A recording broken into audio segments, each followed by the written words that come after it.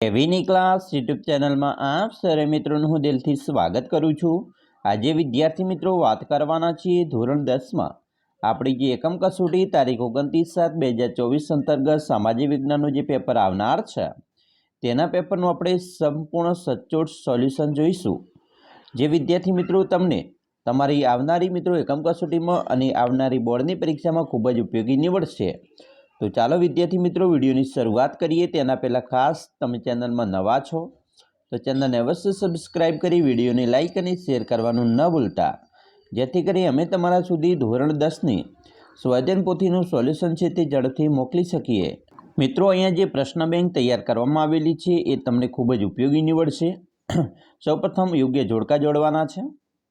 પહેલું છે આર્યો, તો તેમાં આવશે મિત્રો નોર્ડિક પ્રજા કહેવાય। દ્રવિડોમાં મિત્રો આવશે માતૃમૂલક કુટુંબ પ્રથા હતી। નેગ્રીટોમાં હબશીઓ અને ઓસ્ટ્રેલોઇડ તો તેની અંદર આવશે અગ્નિ એશિયામાંથી આગમન। એવી રીતે વિભાગ મિત્રો બીજું જોડકું છે વિશ્વ યોગ દિવસ, તો મિત્રો 21 જૂન। પાટણના પટોળા, તો તેમાં આવશે મિત્રો બેવડયુક્ત કલા। મીના કારીગરી, જયપુર। પ્રાચીન ભારતનું પ્રથમ યંત્ર કુંભારનો ચાકડો। હવે આવશે ત્રીજું જરીકા, તો જરીકામાં મિત્રો આવશે સુરત। જડતર કામ તો બીકાનેર। અકીક કામ તો ખંભાત અને લાકડાના હિંચકા તો સંખેડામાં જાણીતા છે। વિધાન ખરા ખોટા જોઈ લઈએ ફટાફટ। ભારતની આર્ય સભ્યતાના નિર્માતાઓ કોણ? નોર્ડિક લોકો હતા, તો આ વિધાન મિત્રો ખરું છે। 5 અલ્પાઇટ લોકો કિરાત તરીકે ઓળખાતા હતા, વિધાન ખોટું છે। 6 દ્રવિડોમાં માતૃમૂલક કુટુંબ પ્રથા પ્રચલિત હતી, વિધાન ખરું છે।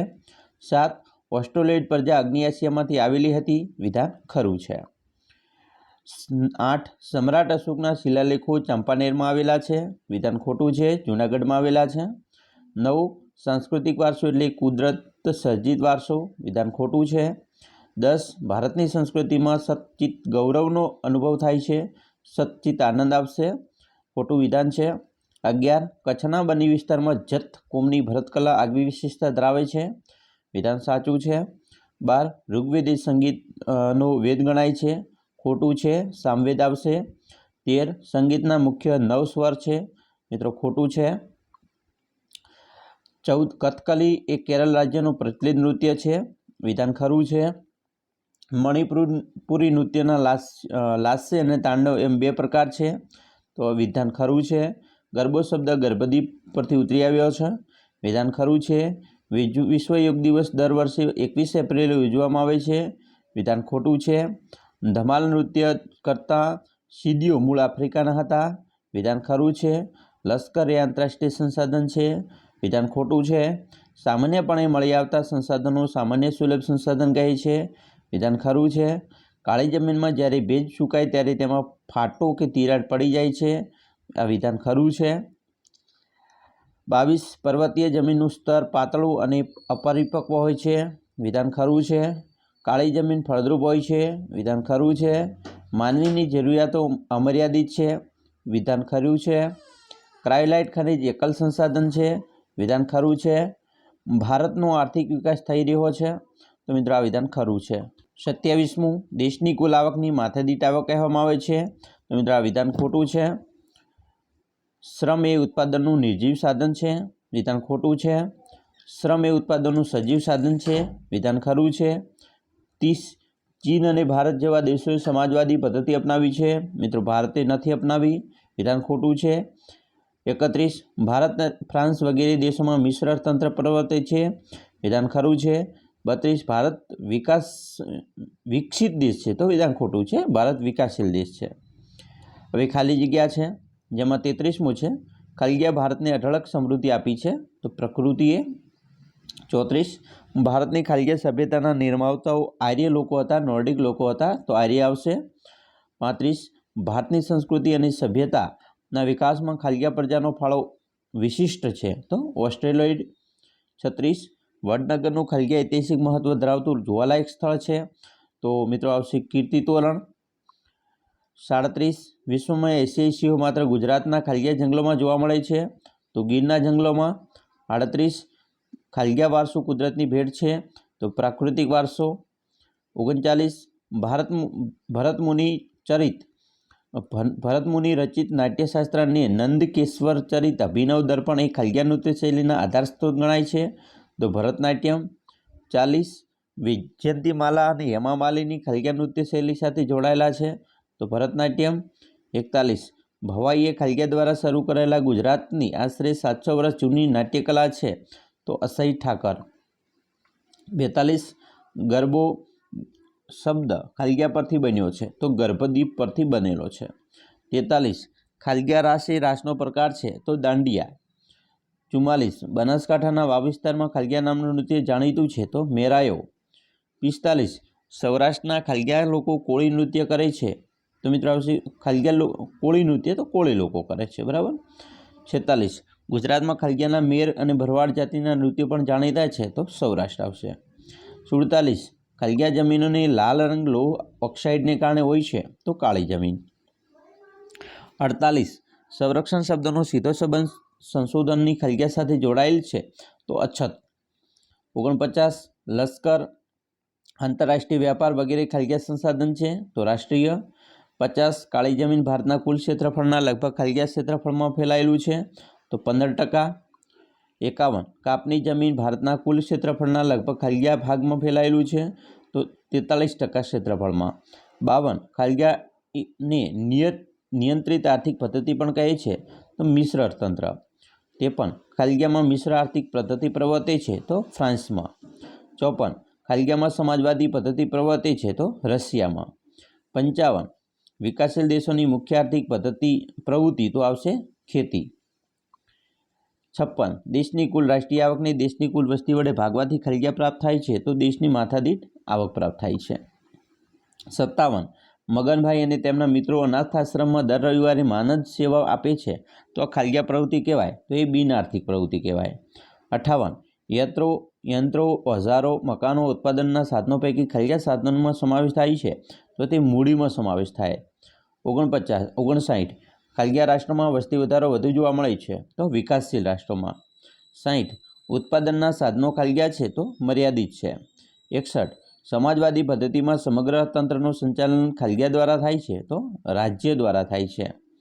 62 ખલગ્યામાં આર્થિક નિર્ણયોની પ્રક્રિયામાં આર્થિક આયોજનનું મુખ્ય સ્થાન આપવામાં આવે છે તો મિશ્ર અર્થતંત્ર. વિકલ્પના મિત્રો જવાબો જોઈએ.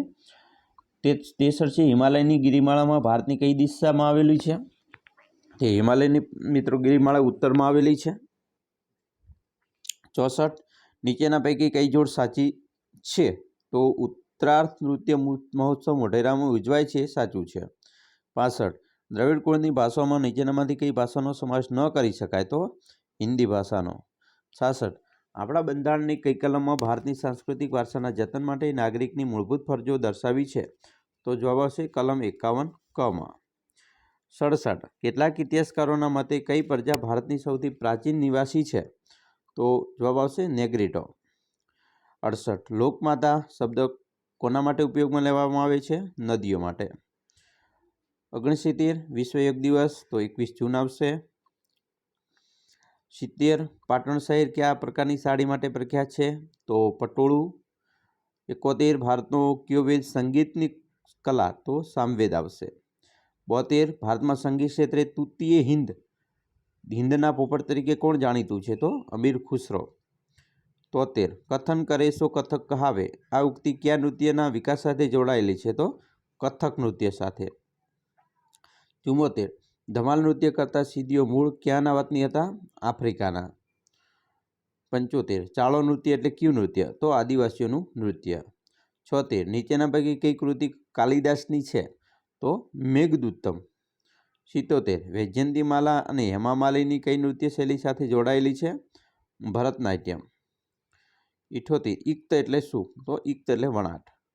79 નીચેનામાંથી કયો પ્રકાર રાગનો નથી તો જ્યોત. 80 તાલ અને લય સાથે સૌંદર્યની અનુભૂતિ કરાવતી કલા તો તે નૃત્ય કલા.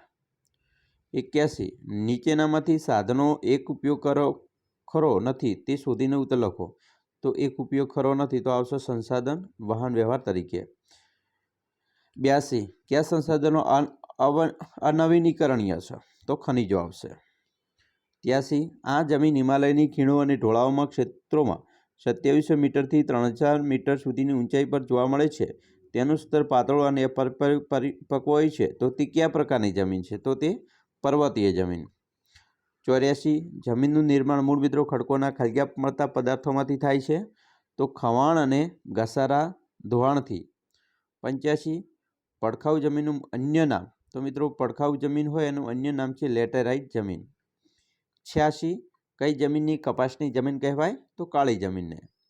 87 હાલમાં ભારતીય કૃષિ સંસાધન પરિષદ દ્વારા ભારતની જમીનનો મુખ્ય ખાલ્યા પ્રકારમાં વહેંચવામાં આવી છે. તો કુલ 8 ભાગમાં વહેંચવામાં આવી છે.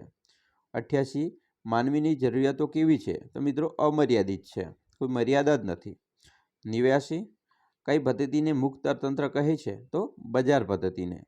90 ભારતનું અર્થતંત્ર કેવા પ્રકારનું છે? તો મિશ્ર. 91 કઈ પદ્ધતિમાં નાણું અને ભાવતંત્ર સર્વોપરી હોય છે? તો બજાર પદ્ધતિમાં. 92 ઉત્પાદનનું સજીવ સાધન કયું છે? તો શ્રમ. 93 પશુપાલન વ્યવસાયનો સમાવેશ અર્થતંત્રના કયા વિભાગમાં કરવામાં આવે છે? પ્રાથમિક વિભાગ. 94 નીચેનામાંથી કઈ આર્થિક પ્રવૃત્તિ પ્રાથમિક ક્ષેત્રની પ્રવૃત્તિ છે? યંત્રો ઉદ્યોગ. 95 આર્થિક રીતે ભારત દેશ કેવો છે? તો વિકાસશીલ દેશ છે. 96 વિશ્વ બેંકના 2004ના અહેવાલ મુજબ માથાદીઠ આવક કેટલા ડોલરથી ઓછી હોય તો તે વિકાસશીલ દેશ કહેવાય? તો $735. 97 મિત્રો નીચે દર્શાવેલ કઈ બાબત સેવા ક્ષેત્રમાં સામેલ નથી? તે ઓળખી બતાવો. તો આવશે ધાતુઓનું ખોદકામ. 98 ઉત્પાદનના ત્રણેય સાધનોની ઉત્પાદનમાં યોજનાપૂર્વક જોડવાની કામગીરીને શું કહેવાય? તો એને નિયોજન કહેવાય. હવે એક બે શબ્દોમાં જવાબ આપવાના છે. 99 છે તાનારીરી કયા ઉત્સવ ઉજવાય છે? તો તાનારીરી વડનગરમાં. તમે ડાયરેક્ટ જવાબ પણ બોલી શકો છો મિત્રો.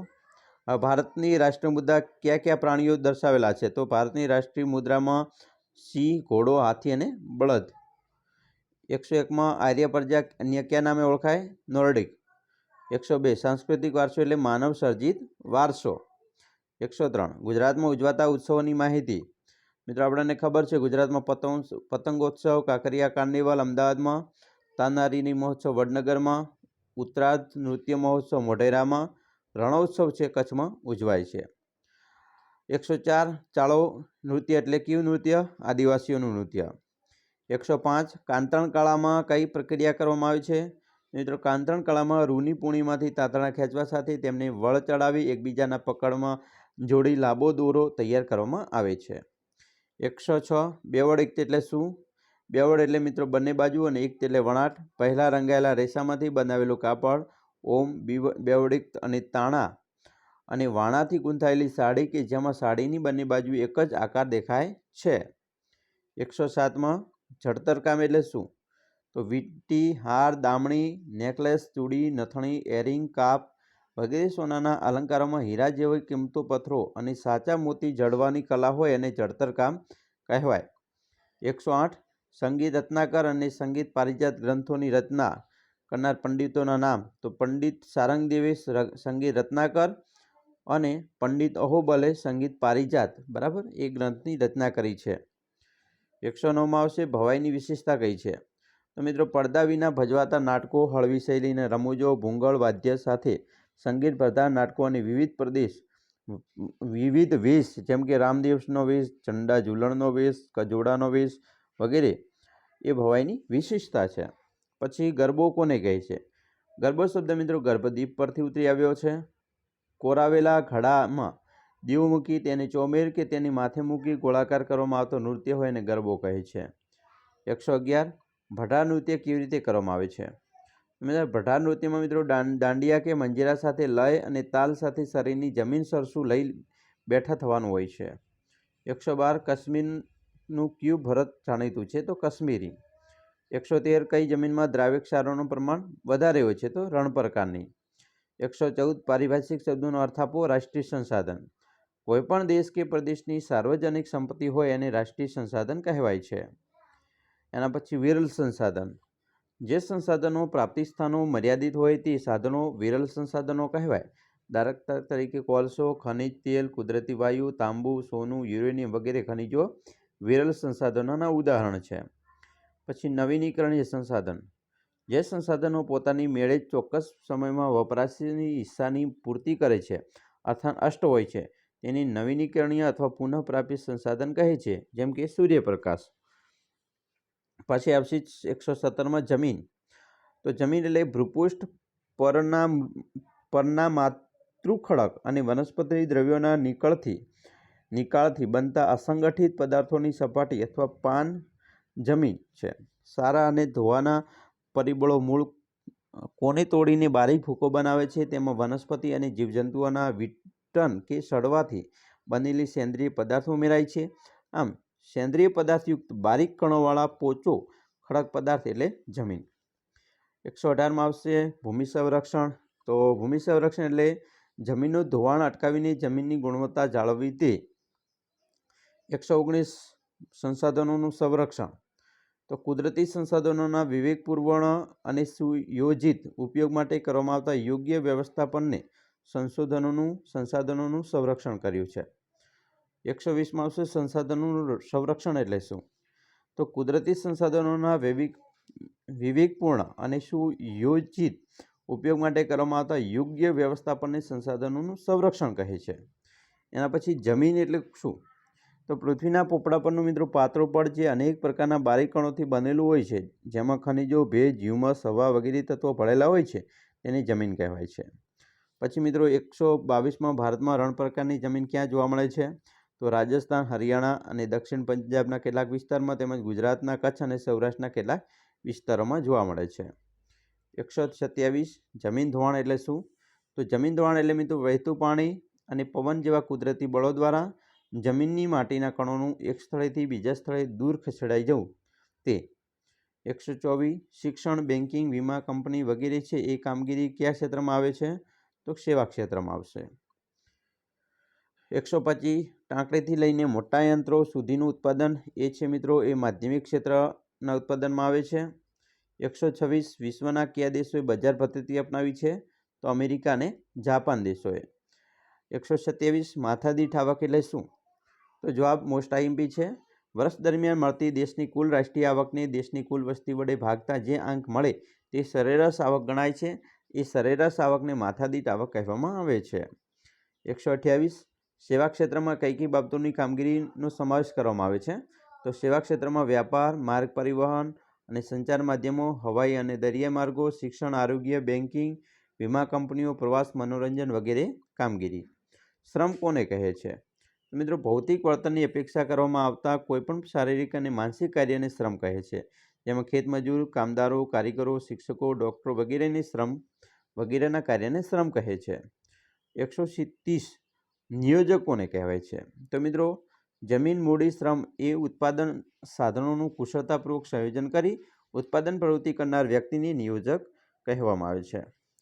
131 મિશ્ર અર્થતંત્ર એટલે શું? મિશ્ર અર્થતંત્ર એટલે મિત્રો આર્થિક પદ્ધતિ કે જેમાં જાહેર અને ખાનગી ક્ષેત્રનું સહઅસ્તિત્વ હોય તથા બંને ક્ષેત્રો એકબીજાને હરીફ નહીં પરંતુ પૂરક બનીને કામ કરતા હોય. મિશ્ર અર્થતંત્ર એટલે બજાર પદ્ધતિ અને સમાજવાદી પદ્ધતિનો સમન્વય. 172 આર્થિક પ્રવૃત્તિનો અર્થ લખવાનો છે. પછી મિત્રો માતા પોતાના બાળકનો ઉછેર આ કઈ પ્રવૃત્તિ કહેવાય? તો બિનઆર્થિક. પછી 134માં વિકાસશીલ રાષ્ટ્રોની મુખ્ય આર્થિક પ્રવૃત્તિ તો તે ખેતી છે. બરાબર. એના પછી મિત્રો નીચેના પ્રશ્નોના જવાબ આપવાના છે 2 ગુણમાં. આ મિત્રો જવાબ મોસ્ટ આઈએમપી છે, ખાસ તમારે તૈયાર કરવાના રહેશે. જેમાં પહેલું છે આર્યો પ્રકૃતિ પ્રેમી હતા એમ સાથે કહી શકાય, એનો જવાબ મિત્રો આપેલો છે. બીજું છે સાંસ્કૃતિક વારસો એટલે શું? તેમાં કઈ કઈ બાબતનો સમાવેશ થાય? એનો પણ જવાબ મિત્રો મોસ્ટ આઈએમપી છે, તૈયાર કરી લેજો. વારસો એટલે શું? પછી ભારતમાં એક સમન્વય સંસ્કૃતિનું સર્જન થયું, વિધાન સમજાવો, એ પણ મોસ્ટ આઈએમપી. બધા જ પ્રશ્નો મોસ્ટ આઈએમપી છે. તમારી આવનારી પરીક્ષા બોર્ડની એક્ઝામમાં પણ મિત્રો તમને ખૂબ જ ઉપયોગી નીવડશે. પ્રાકૃતિક વારસાનો અર્થ સમજાવી ભારતના પ્રાકૃતિક વારસામાં સમાવેશ થતી બાબતો જણાવવાની છે. તો આ દરેક પ્રશ્નો મોસ્ટ આઈએમપી તમારા માટે બની રહેશે. ભારતીય વારસાના જતન અને સંરક્ષણ અંગે આપણા બંધારણીય ફરજો જણાવવાની છે. પછી ભારતના પ્રાકૃતિક વારસા અને સાંસ્કૃતિક વારસા વચ્ચેનો તફાવત. મિત્રો મોસ્ટ આઈએમપી બધા જ પ્રશ્નો છે, એકવાર તૈયાર કરી લેજો ઘરે બેસીને. દ્રવિડોને આપણે કઈ કઈ ધાર્મિક પરંપરાઓ આપી હોવાનું મનાય છે. પછી ભારત પ્રાચીન સંસ્કૃતિ ધરાવતો દેશ છે, વિધાન સમજાવવાનું. નેગ્રીટો હબસી પ્રજા વિશે ટૂંકમાં માહિતી. કાળી જમીનની કપાસની જમીન કહે છે. રણ પ્રકારની જમીન ઓછી ફળદ્રુપ ધરાવે છે, કારણ આપવાનું છે. પર્વતીય જમીનો કોને કહેવાય? મિત્રો મોસ્ટ આઈએમપી દરેક પ્રશ્નો છે. ભારતની જમીનના પ્રકારો કેટલા અને કયા કયા? પછી સંકલ્પના સમજાવવાના છે. માથાદીઠ આવક, ભિન્ન આર્થિક પ્રવૃત્તિ, પછી સમાજવાદી પદ્ધતિનો લાભ જણાવવાનો છે, બરાબર, અને કારણ આપવાનું છે. જરૂરિયાતોનું અગત્યાનુક્રમ, બરાબર, અગ્રતાક્રમ નક્કી કરવો પડે છે. તો મિત્રો આ બધા જ પ્રશ્નો તમારી આવનારી પરીક્ષા માટે મોસ્ટ આઈએમપી બની રહેશે.